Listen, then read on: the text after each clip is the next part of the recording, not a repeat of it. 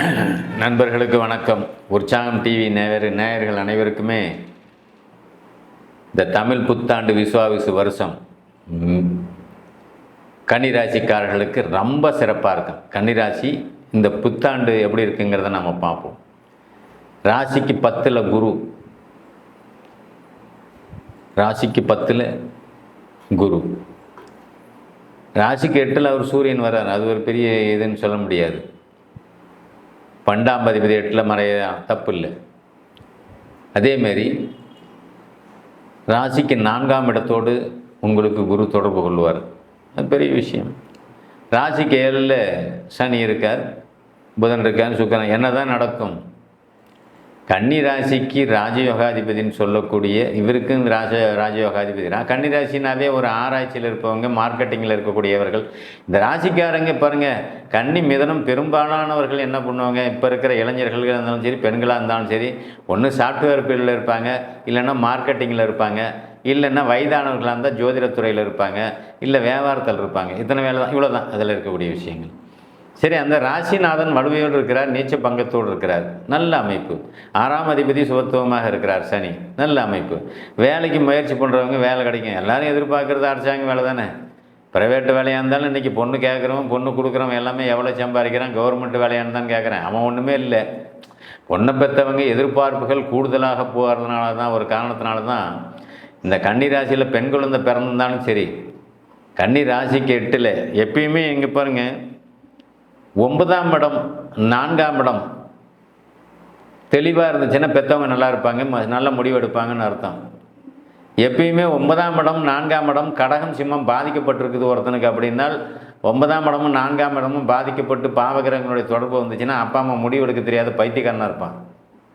2 லட்ச ரூபா சம்பளம் இருந்தால் சொல்லுங்கள், என் போல நான் 2 லட்ச ரூபா சம்பளக்காரனுக்கு தான் கொடுப்பேன், இல்லைனா கவர்மெண்ட் வேலைக்காரனுக்கு தான் கொடுப்பேன். இப்படியே சொல்லி தெளிவில்லாமல் போய் பிள்ளைங்களும் 30 வயசு 35 வயசு 40 வயசு வரைக்கும் கொண்டு போகிறாங்கிறது தான் உண்மை.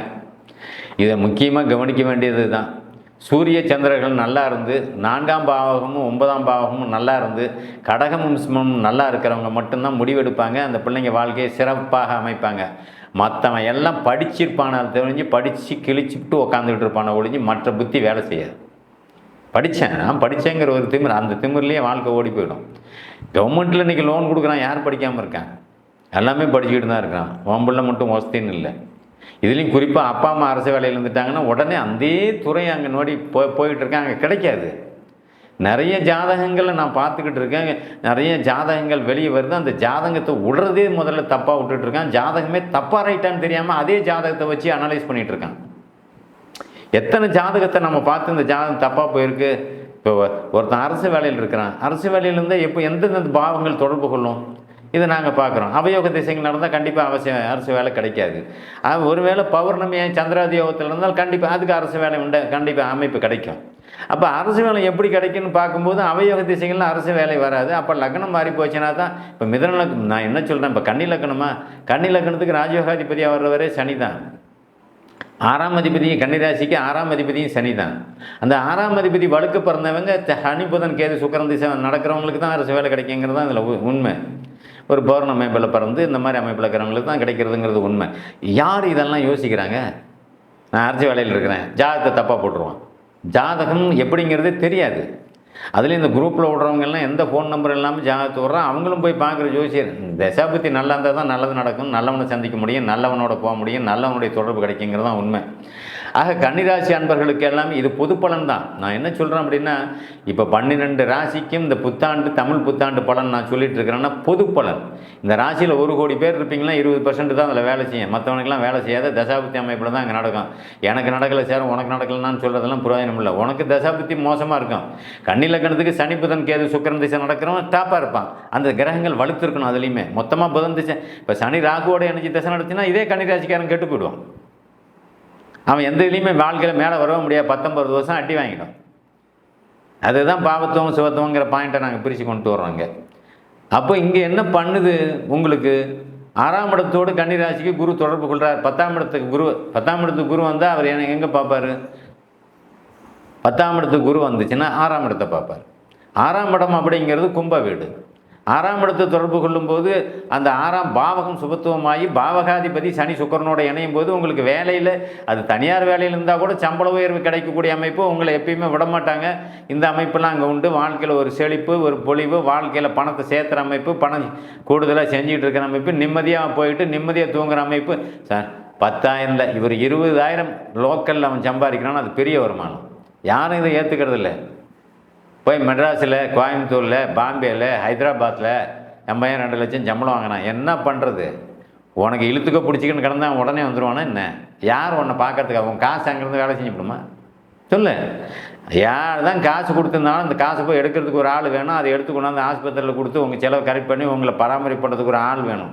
அது உன்னுடைய ரத்த சம்மந்தப்பட்ட உறவாக இருந்தால் மட்டுமே அக்கறை இருக்கும். மற்றவன் எவனுக்குமே அக்கறை இருக்காது. ஏன் இதை புரிஞ்சிக்க மாட்டேங்கிறீங்க? 20,000 வாங்குறவன் செத்து போயிடுறானா? 2 லட்சம் வாங்குறவன் தான் பொழைச்சிட்டு இருக்கானா? அப்புறம் இன்னொரு விஷயம், இந்த ராசி அப்படிங்கிறது, இந்த ராசியில் இருக்கிறவன் மனுஷன் ஒருத்தன் புத்திசாலியான்னு பாருங்கள், நேர்மையானவனான்னு பாருங்கள், ஒழுக்கமானவனான்னு பாருங்கள். கன்னிராசிக்காரங்க நிறைய பேர் நல்லவனாக இருப்பான், புத்திசாலியாக இருப்பான். ஏன்னா புதன் அதுக்குண்டான அறிவு கிரகம் அப்படின்னு சொல்கிறோம் நாங்கள். கன்னிராசி பொறுத்தளவில் அக்கௌண்ட்ஸில் படித்தவன், மார்க்கெட்டிங் தொழிலில் இருக்கிறவங்க எல்லாமே சிறப்பாக இருக்குங்கிறது தான் உண்மை. கன்னிராசிக்காரங்களுக்கெல்லாம் இந்த வருஷம் கல்யாணம் நடக்கும். கல்யாணம் நடக்காது, 29 வயசு ஆகிடுச்சு, 30 வயசு அப்படின்னு சொல்லி வேதனைப்பட்டுட்டு இருந்தோம் எல்லாத்துக்குமே கண்டிப்பாக கல்யாணம் நடக்கும். பையனுங்களுக்கு நான் சொல்கிறேன். பெண்களாக இருந்துச்சுன்னா யோசிப்பீங்க. ஏன்னா பெண் கிரகம் தான் பாதிச்சுக்கிட்டு இருக்குது. பெண்ணை பெற்றவன் எல்லாமே மூச்சு விட மாட்டேங்கிறாங்க. மூச்சு விடுறதுக்கே, மூச்சு விடாதையே மூச்சு முட்டியே அப்படி செத்து போயிடுவானாட்டங்குது பொண்ணை பெற்றவங்க எல்லாம். ஏன் அந்த மாதிரி இருக்கிறீங்கிறது நமக்கு ஒன்றும் புரிய மாட்டேங்குது.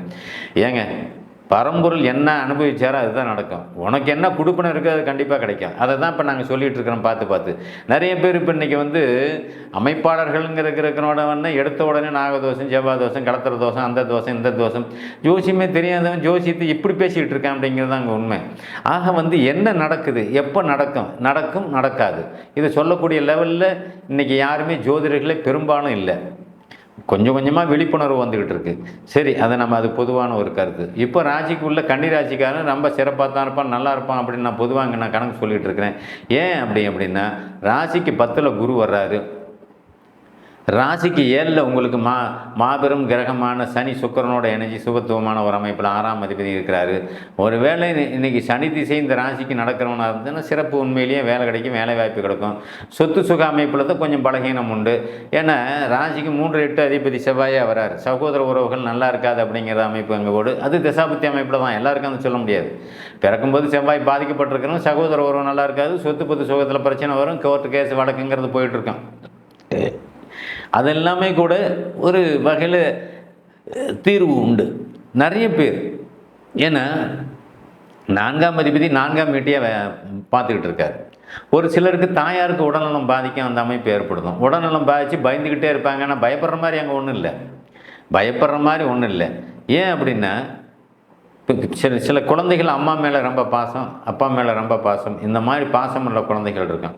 அம்மாவே ஏன்னா ராசியவே சனி பார்க்குறாரு. ராசியை சனி பார்க்கறதுனால, ராசிங்கிறது என்ன, சந்திரனுங்கிறது அம்மாவை குறிக்கக்கூடியது. 4ஆம் பாவகம் தாய் ஸ்தானம் அப்படின்னு சொல்லக்கூடிய அமைப்பு. தாய் ஸ்தானத்தை குரு பார்க்குறாரு. 4ஆம் அதிபதி அப்படின்னு சொல்லக்கூடிய 4ஆம் வீட்டு கிரகம் குரு 4ஆம் வீட்டையே பார்க்குறார். அம்மாங்கிற ஒரு சந்திரனை உங்களுக்கு சனி பார்க்குறார். அதில் அம்மாவுக்குங்கிறது ஒரு பயம் உறுதியாக கண்டிப்பாக கொடுக்கும். தகப்பனுக்கும் அந்த பயத்தை அங்கே கொடுக்கக்கூடிய அமைப்பு ஏற்படுத்தும். ஏன்னா 7க்குடைய அந்த உங்களுக்கு 12ஆம் அதிபதி 8ல் சூரியன் மறைகிறார் இல்லையா, சித்திரை மாதம் பூரா அப்படி தான் இருப்பார். சூரியன் மறைகிறார், அப்புறம் பாகிஸ்தானத்துக்கு வர்றாரு, அது வேறு விஷயம். ஆக தாய்க்கோ தந்தைக்கோ மருத்துவ ரீதியான செலவோ பிரச்சனையோ வரும்போது அந்த ஃபீல் அவங்களுக்கு, ஐயோ நமக்கு ஏதோ உடம்புல பிரச்சனை இருக்கும் போல் தெரியுது,